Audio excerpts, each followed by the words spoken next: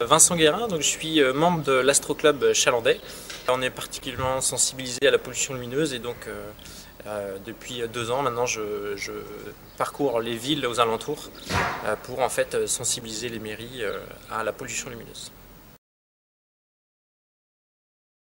Alors la pollution lumineuse, c'est en fait l'excès de lumière émis par l'homme dans l'extérieur. On ne parle pas en fait d'éclairage à l'intérieur, mais plutôt à l'extérieur. Donc c'est ça en fait qui rend ce ciel orange aux abords ou dans les villes.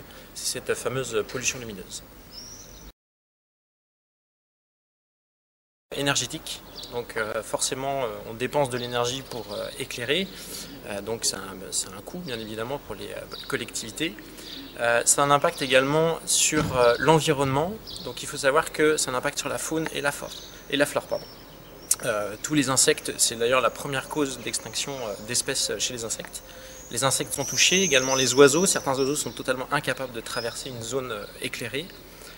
Et forcément, si la faune est touchée, eh bien, la flore va également être touchée. Donc c'est un impact sur la faune, la flore, mais également un impact sur votre santé, notre santé, puisqu'en fait, par exemple, la DMLA, donc la dégénérescence maculaire, et eh bien, la pollution lumineuse est une des causes de la DMLA.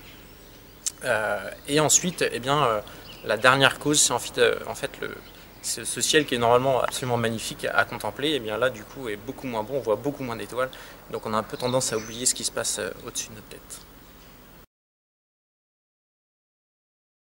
Alors pour réduire cette pollution lumineuse, il y a des actions toutes simples. En fait, il faut couper un maximum d'éclairage public. Vous n'allez pas éclairer des zones où il n'y a pas de circulation, vous allez plutôt éclairer là où il y a des zones de vie la nuit.